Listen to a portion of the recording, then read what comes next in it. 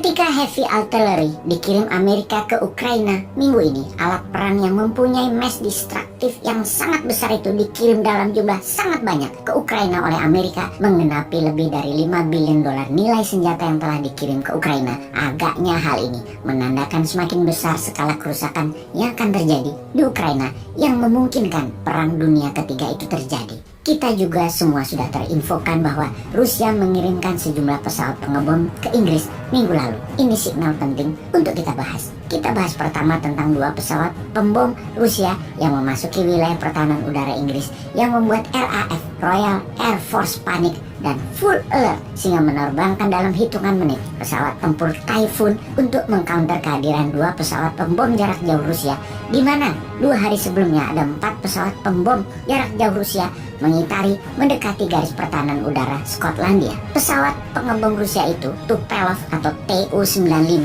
sebuah pesawat yang besar diterbangkan menggunakan 4 mesin turboprop, pesawat bomber dan platform misil Rusia buatan tahun 1952 pertama kali diluncurkan. Memang pesawat tua, namun itu strategi Putin untuk membuat wake up call ke Inggris untuk jangan macam-macam dengan Rusia. Rusia punya pesawat pembom jarak jauh lainnya yang lebih canggih, Tu-160, lebih modern, lebih canggih, tetapi menghadirkan pesawat pembom tua sudah membuat panik Inggris. 2 kali penerbangan dalam 2 hari. Yang pertama 4 pesawat pembom, yang terakhir 2 pesawat pembom Rusia yang terbang langsung ke Inggris hingga hanya berjarak 50 km dari wilayah udara Inggris sebelum balik arah lagi memutar balik ke pangkalan Rusia melalui utara Swedia dan Finlandia. Pesawat pengcounter Inggris jenis jet fighter Typhoon sebanyak 12 pesawat langsung menjaga perbatasan udara tersebut, hampir terlambat mengcounternya. Jika benar pesawat pengebom tadi terus masuk ke Skotlandia menuju London, rasanya terlambat diantisipasi.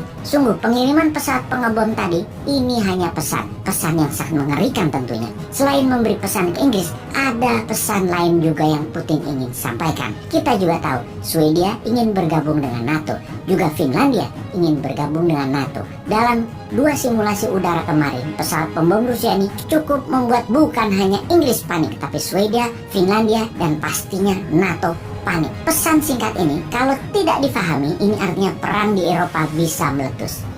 Malah Amerika sekarang menantang Rusia dengan mengirimkan amunisi roket dan artileri darat yang besar-besaran. Kita sekarang ke Amerika yang mengirim senjata berat tersebut dengan menyitir perkataan Biden. Kita akan selesaikan Rusia dalam tanda petik. Semua informasi ini dikuatkan dengan kehadiran Antony Blinken, Menteri Luar Negeri Amerika yang bertemu 3 jam dengan Zelensky 2 hari yang lalu. Masuknya senjata berat dan berbagai amunisi senilai 800 juta dolar tadi memastikan rencana NATO mendukung strategi baru yang Ukraina saat ini akan jalankan.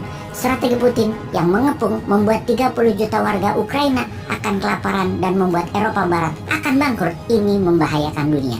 Maka sebagai counternya, Ukraina yang selama ini bertahan serta menggunakan personal weapon perangnya atau senjata pribadi seperti RPG roket, sniper, pistol, senjata laras panjang lainnya, menarget hit and run tentara Rusia, terutama cadangan logistiknya, terbukti efektif hanya di awal perang. Namun ketika taktik perang diubah ke pengepungan dan pengusiran warga yang akan membuat bangkrut negara sekitar, NATO dan Ukraina akan bertindak agresif, mengingat warga sekitar sudah mengungsi. Ukraina akan attack sekarang. Ukraina menyerang sekarang, terutama di wilayah Donbas dan Mariupol, selatan dan timur Ukraina.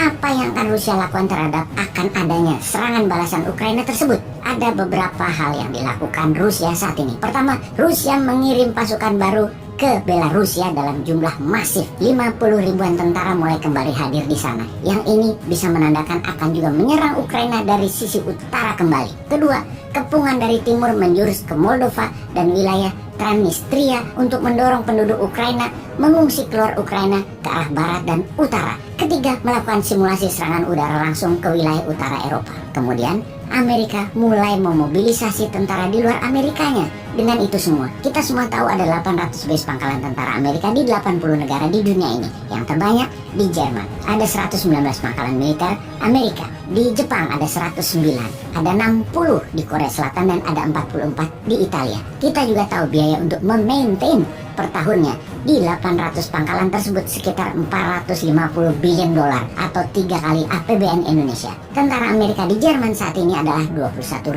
di mana sudah mendeploy 3.000 tentaranya ke Polandia dan 5.000 tentaranya ke Norwegia. Dalam rapat Senin kemarin di Gedung Putih, Biden berencana meningkatkan anggaran perang Ukraina dan memobilisasi pasukannya bersama NATO. Biden akan meminta parlemen untuk disetujuinya anggaran militer tambahan sejumlah 500 billion dolar. Sebuah angka yang serius untuk kita waspadai.